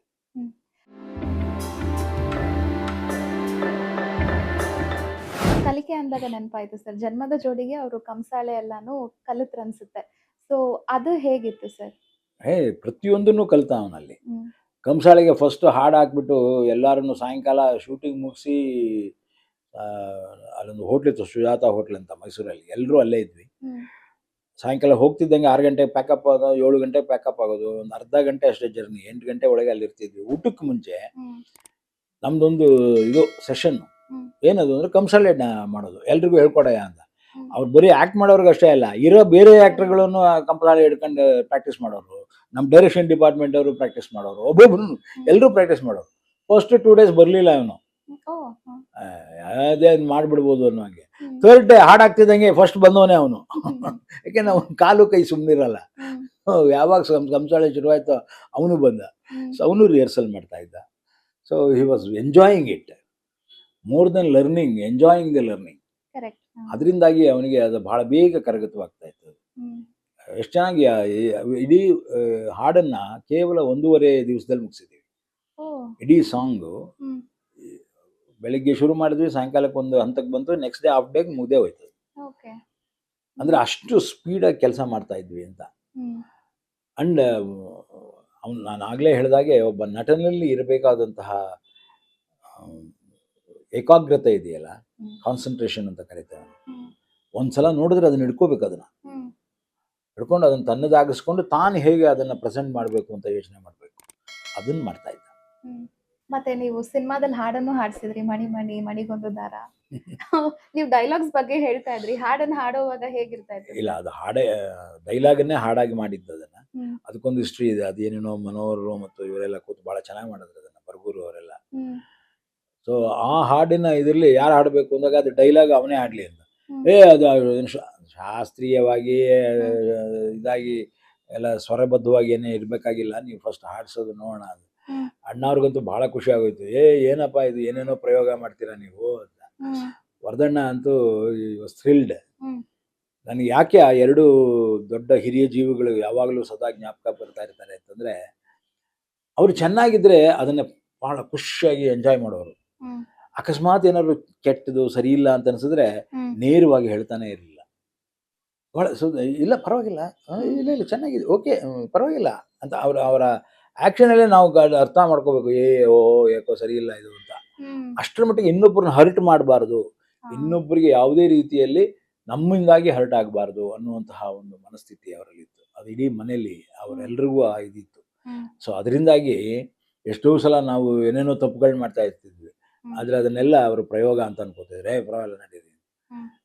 ಅಂದರೆ ಒಂದಲ್ಲ ಒಂದು ರೀತಿ ಈಗ ಚಿಗುರಿದ ಕನಸು ಫಾರ್ ಎಕ್ಸಾಂಪಲ್ ಅವ್ರಿಗೆ ಆ ಸಿನಿಮಾ ಮಾಡಲಿಕ್ಕೆ ಒಂದು ರೀತಿ ಗುಂಡಿಗೆ ಬೇಕು. ಯಾಕೆಂದರೆ ಬನಾರಸ್ಸು, ಡೆಲ್ಲಿ, ಅಲ್ಲಿ ಇಲ್ಲಿ ಬಹಳ ದೊಡ್ಡ ಮಟ್ಟದ ಸಿನಿಮಾ ಅದು. ಅದನ್ನು ಕಾರಂತರ ಕಾದಂಬರಿ ಬೇರೆ, ಶಿವರಾಮ್ ಕಾರಂತರ ಕಾದಂಬರಿ. ಎಲ್ಲರೂ ಒಂದು ರೀತಿ ಭಯ ಪಟ್ಕೊಂಡೇ ಅದನ್ನು ಸಿನಿಮಾ ಮಾಡಿದ್ವಿ. ಅದಕ್ಕೆ ವೆರಿ ಕಾನ್ಫಿಡೆಂಟ್ ಆಗಿದ್ವಿ, ಇಲ್ಲ ಇದು ಭಾಳ ಚೆನ್ನಾಗಾಗುತ್ತೆ ಸಿನಿಮಾ ಅಂತ. ಚೆನ್ನಾಗಾಗಿದೆ ಸಿನಿಮಾ. ಈಗಲೂ ಕೂಡ ಅದನ್ನು ಯಾರು ಟೆಲಿವಿಷನಲ್ಲೂ ಎಲ್ಲ ನೋಡಿದಾಗ ನನಗೆ ಮತ್ತೆ ಫೋನ್ ಬರ್ತಾನೆ ಇರುತ್ತೆ. ಅಪ್ಪ ಸಾರ್, ಇದು one of the best films ನನಗೆ ಲೈಕ್ ಆಗಿದ್ದು ಅಂತ ಹೇಳ್ತಾರೆ. ನಾನು ಹೇಳೋದೇನಪ್ಪ ಅಂತಂದರೆ, ಜನ್ಮ ಜೋಡಿ ತುಂಬ ದುಡ್ಡು ಮಾಡ್ತು, ಅದರಿಂದ ಅದು ಸಕ್ಸಸ್ಸಾ? ಇಲ್ಲ ಸಿನಿಮಾ ಚೆನ್ನಾಗಿತ್ತು, ಚೆನ್ನಾಗಿ ಓಡ್ತು, ಅದರಿಂದ ಅದು ಸಕ್ಸಸ್ಸಾ? ಅಥವಾ ಇವತ್ತಿಗೂ ಜನ್ಮ ಜೋಡಿ ನೋಡಬೇಕು ಅಂತ ಅನಿಸುತ್ತೆ, ಅದರಿಂದ ಅದು ಸಕ್ಸಸ್ಸಾ? ಚಿಗುರಿದ ಕನಸು ಹಾಗೇನೆ. ಅಯ್ಯೋ ದುಡ್ಡು ಮಾಡಲಿಲ್ವಲ್ಲ, ದುಡ್ಡು ಮಾಡಬೇಕಾಗಿತ್ತಿದು. ಹಾಗೇನೆ ಅಯ್ಯೋ 100 ಡೇಸ್ ಓಡಲಿಲ್ವಲ್ಲ, 100 ಡೇಸ್ ಓಡಬೇಕಾಗಿತ್ತಿದು. ಇವತ್ತಿಗೂ ನೋಡಿದ್ರು ಕೂಡ ಇದು ಪ್ರಸ್ತುತವಾಗಿದೆ ಸಿನಿಮಾ, ಎಷ್ಟು ಚೆನ್ನಾಗಿದೆ. ಸೊ ಯಾವುದು ಸಕ್ಸಸ್ ಆಗಲ್ಲ. ಶಿವಣ್ಣನ ಪ್ರಕಾರ ನನಗೆ ಗೊತ್ತಿರೋ ಹಾಗೆ ಅವನಿಗೆ ಮಾಡೋದಷ್ಟೇ ಗೊತ್ತು. ಮಾಡಿದ ಮೇಲೆ ಅದು ಅಭಿಮಾನಿಗಳಿಗೆ ಬಿಟ್ಟಿದ್ದು, ಅಭಿಮಾನಿ ದೇವರುಗಳಿಗೆ ಬಿಟ್ಟಿದ್ದು ಅಣ್ಣವ್ರು ಹೇಳೋ ಹಾಗೆ. ಸೊ ಬಿಟ್ಟ, ಮಾಡ್ದ, ನೆಕ್ಸ್ಟ್ ಮಾಡಿ, ನೆಕ್ಸ್ಟ್ ಅಷ್ಟೇ. ಆದ್ದರಿಂದ ಏನಾಗುತ್ತೆ, ಇದನ್ನು ಬಿಟ್ಟು ಇನ್ನೊಂದಕ್ಕೆ ಹೋಗೋದ್ರಿಂದ ಅವನ ಮೈಂಡು ಇನ್ನೊಂದು ಕಲಿಕೆ ಹತ್ರ, ಇನ್ನೊಂದು ಕ್ರಿಯೇಟಿವಿಟಿ ಹತ್ರ ಹೆಜ್ಜೆ ಹಾಕತ್ತೆ. ಇಲ್ದರೆ ಇದನ್ನೇ ಹಿಡ್ಕೊಂಡು ಕೂತಿರುತ್ತೆ. ನನಗೆ ಫಾರ್ ಎಕ್ಸಾಂಪಲ್ ಜನ್ಮ ಜೋಡಿ ಆದಮೇಲೆ ಭಾಳ ಜನ ಬಂದಿದ್ರು. ಎಲ್ಲ ಒಂದು ಗ್ರಾಮೀಣ ಹಿನ್ನೆಲೆ ಇರೋ ಸಿನಿಮಾ ಮಾಡೋಣ ಸರ್, ಸಖತ್ತಾಗಿ ಇಟ್ಟಾಗ್ಬಿಟ್ಟಿದೆ ಸರ್ ಅಂತ. ಖಂಡಿತ ಮಾಡಲ್ಲ ಅಂದೆ. ಯಾಕೆ ನಾವು ಕಲಿಬೇಕಲ್ಲ. ನಮ್ಮ ಇನ್ನೊಂದು ಸಿನಿಮಾ ಇನ್ನೊಂದು ರೀತಿಯ ಕಲಿಕೆ ಆಗಬೇಕಲ್ಲ. ಹಾಗಾಗಿ ನಾನು ನನ್ನ ಸಿನಿಮಾಗಳಲ್ಲಿ ಒಂದು ಸಿನಿಮಾ ಇದ್ದಾಗ ಇನ್ನೊಂದು ಸಿನಿಮಾ ಇಲ್ಲ. ಇದೆಯಾ? ಇಲ್ಲ. ಅದೇ ಉದ್ದೇಶ. ಯಾಕೆಂತಂದರೆ ಪ್ರತಿ ಸಲ ಹುಡುಕಾಟ ಇರಬೇಕು, ಸರ್ಚ್ ಇರಬೇಕು, ಕಲಿಕೆ ಇರಬೇಕು. ಆವಾಗ ನಾವೇನೇನೋ ತೆರ್ಕೋತೀವಿ, ಇನ್ನೊಂದಷ್ಟು ಕ್ರಿಯೇಟಿವ್ ಆಗಿ ಮಾಡ್ತೀವಿ. ಅದೇ ಚಾಪು ಹಂಗೆ ಹಿಂಗೆ ಹಿಡಿದ್ಬಿಟ್ರೆ ಈಗ ಸೀಕ್ವೆಲ್ಗಳು ಬರ್ತಾ ಇವೆಲ್ಲ, ಆ ಥರ ಆಗಿಬಿಡುತ್ತೆ. ಹೆಸರುಗಳು ಚೇಂಜ್ ಆಗ್ತಿರುತ್ತೆ, ಆ್ಯಕ್ಟರ್ಗಳು ಚೇಂಜ್ ಆಗ್ತಿರುತ್ತೆ, ಪ್ಯಾಟ್ರನ್ ಒಂದೇ ಇರುತ್ತೆ. ಡೈರೆಕ್ಟರ್ ಅದರಿಂದ ಆಚೆಗೆ ಹೋಗೋದೇ ಇಲ್ಲ. ಸೊ ನನ್ನ ಅದೃಷ್ಟಕ್ಕೆ ಶಿವಣ್ಣನಂಥ ಆ್ಯಕ್ಟರ್ಗಳ ಜೊತೆಯಲ್ಲಿ ನಮ್ಮನ್ನು ನಾವು ಪ್ರಾಯೋಗಿಕವಾಗಿ ಕೆಲಸ ಮಾಡೋದಕ್ಕೆ ಭಾಳಷ್ಟು ರೀತಿಯಲ್ಲಿ ಸಹಾಯ ಮಾಡಿದ ಅವನು ಶಿವಣ್ಣ.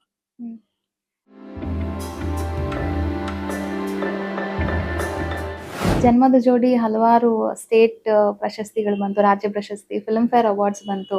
ಆಲ್ಮೋಸ್ಟ್ 2 ಇಯರ್ಸ್ ಓಡ್ತು ಅನ್ಸುತ್ತೆ ಸರ್. ಆಮೇಲೆ ಸಿಲ್ವರ್ ಜುಬ್ಲಿನೂ ಆಯಿತು ಒಂದಷ್ಟು ಸೆಂಟರ್ಗಳಲ್ಲಿ. 1 ಇಯರ್ ಅಂತೂ ಕಂಟಿನ್ಯೂಸ್ ಆಗಿ ಬೆಂಗಳೂರಲ್ಲಿ ಓಡ್ತು. ಓವರ್ ಆಲ್ 2 ಇಯರ್ಸ್ ಓಡ್ತು. ಈ ದಾಖಲೆಗಳು ಮತ್ತು ಪ್ರಶಸ್ತಿಗಳ ಬಗ್ಗೆ ಹೇಳೋದಾದ್ರೆ ಸರ್? ಏನು ಹೇಳಂಗಿಲ್ಲ, ಆಯ್ತಷ್ಟೇ. ಆ ಥರದ್ದು ಇನ್ನೊಂದು ಆಗುತ್ತಾ ಗೊತ್ತಿಲ್ಲ, ಆಗೋದು ಇಲ್ಲ. ಯಾಕೆಂದರೆ ಯಾವಾಗಲೂ ಅಷ್ಟೇ, ಯಾವುದೋ ಒಂದು ಕ್ರಿಯೆ ಮುಗಿದಾಗ ಅದೇ ಕ್ರಿಯೆ ಇನ್ನೊಮ್ಮೆ ಆಗುತ್ತೆ ಅಂತ ಹೇಳೋಕ್ಕಾಗಲ್ಲ. ಇನ್ನೊಂದು ಪ್ರತಿಕ್ರಿಯೆಯಾಗಿ ಇನ್ನೇನೋ ಆಗುತ್ತೆ ಹೊರತು ಅದೇ ಆಗೋದಿಲ್ಲ. ಆಮೇಲೆ ಜನ್ಮದ ಜೋಡಿ ಅಂತಹ ಒಂದು ಯಶಸ್ಸು ಅಷ್ಟೊಂದು ಸಿಗುತ್ತೆ ಅಂತ ನಾವು ಅಂದ್ಕೊಂಡು ಸಿನಿಮಾ ಮಾಡಿಲ್ಲ. ಒಂದು ಒಳ್ಳೆ ಸಿನಿಮಾ ಮಾಡಬೇಕು, ಎಲ್ಲರಿಗೆ ಮನಸ್ಸಿಗೆ ಮುಟ್ಟೋ ಹಾಗೆ ಒಂದು ಅದ್ಭುತವಾದಂಥ ಸಿನಿಮಾ ಮಾಡಬೇಕು ಅನ್ನೋ ಒಂದು ಅಷ್ಟೇ ಇತ್ತೆ ಹೊರತು ಅದಿಷ್ಟು ದುಡ್ಡು ಕಲೆಕ್ಟ್ ಮಾಡಿಬಿಡ್ಲಿ, ಇಷ್ಟಿದು ಬಂದುಬಿಡ್ಲಿ, ಆ ಥರ ಯಾವ ಇದು ಇರಲಿಲ್ಲ. ಆ ರೀತಿ ಇದ್ದಾಗಲೇ ಸಿನಿಮಾ ಸಕ್ಸಸ್ ಆಗಿ ಸಕ್ಸಸ್ ಕಾಣುತ್ತೆ, ಯಶಸ್ಸು ಕಾಣುತ್ತೆ.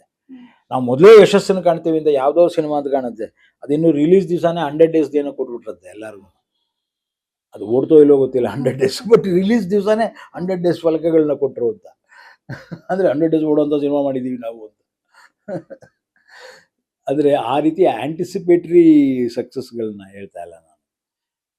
ಮನಸ್ಸಿಗೆ ಮುಟ್ಟುವಂತಹ, ಹೃದಯ ತಟ್ಟುವಂತಹ, ಸರ್ವಕಾಲಕ್ಕೂ ಉಳಿಯುವಂತಹ ಸಿನಿಮಾಗಳನ್ನು ಮಾಡಿದಾಗ ಅದು ತಾನಾಗಿ ಆ ಯಶಸ್ಸನ್ನು ನಮ್ಮ ಜೊತೆಗೆ ಕೊಡ್ತಾ ಹೋಗುತ್ತೆ. ಮತ್ತೆ ಜನ್ಮದ ಜೋಡಿ ಸಿನಿಮಾ ಅಮೆರಿಕನ್ ಯೂನಿವರ್ಸಿಟಿಯ ಹ್ಯುಮ್ಯಾನಿಟೀಸ್ ವಿಭಾಗದಲ್ಲಿ ಒಂದು ಸಬ್ಜೆಕ್ಟ್ ಆಗಿತ್ತು ಅಂತ, ಅದ್ರ ಬಗ್ಗೆ ಹೇಳ್ಬೋದು? ಚಿಕಾಗೋ ಯೂನಿವರ್ಸಿಟಿಗೆ ನಮ್ಮ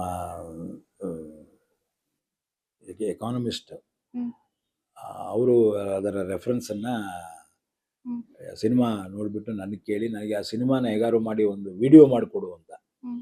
ಆಗೆಲ್ಲ ಇನ್ನೂ ವಿಡಿಯೋ ಬಂದಿರಲಿಲ್ಲ. ಹ್ಮ್. ಆಮೇಲೆ ಪಾರ್ವತಮ್ಮವ್ರು ಕೇಳಿದ್ರೆ ಹಂಗೆಲ್ಲ ಏನೇನೋ ಮಾಡ್ಬಿಟ್ಟು ಇದು ಮಾಡ್ಬಿಟ್ರಪ್ಪ, ಸಿನಿಮಾ ಇನ್ನೂ ಓಡ್ತಾ ಇದೆ ಅಂತ ಅವರು. ಹ್ಮ್.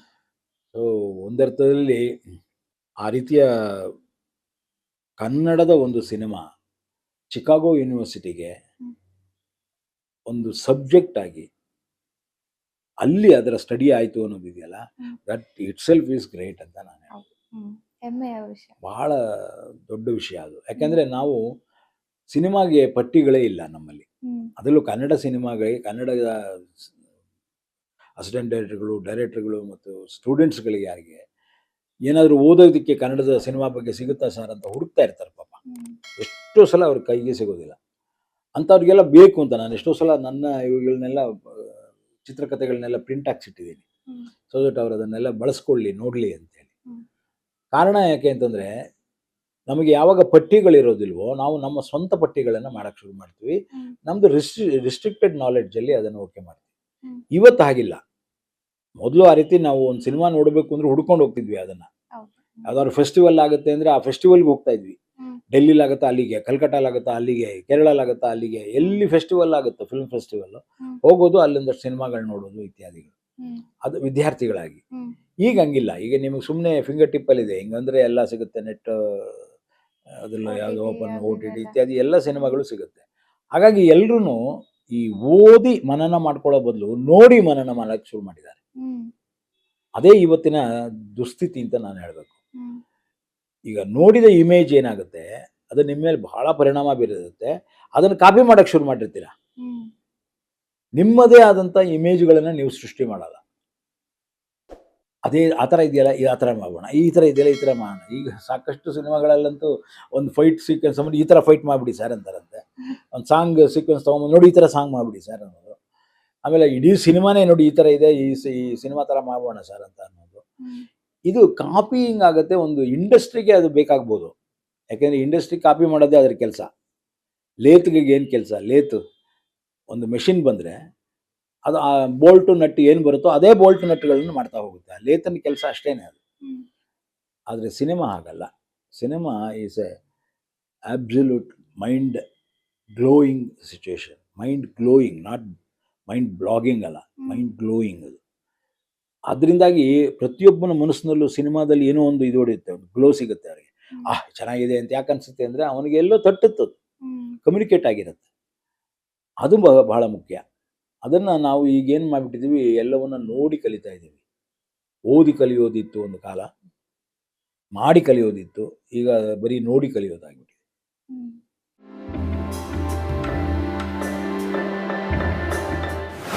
ಸೊ ಜನ್ಮದ ಜೋಡಿ ಬಳಿಕ ಜನ್ಮದಾತ ಸಿನಿಮಾ ಮಾಡಿದ್ರಿ, ಅದ್ರ ಬಗ್ಗೆ ಮಾತಾಡೋದಾದ್ರೆ sir? It was a film ಅಷ್ಟೇ. ಅದರಲ್ಲಿ ಅಂತಹ ದೊಡ್ಡ ಸಕ್ಸಸ್ ಆಗಲಿ ಫೇಲ್ಯೂರ್ ಆಗಲೇ ಇಲ್ಲ.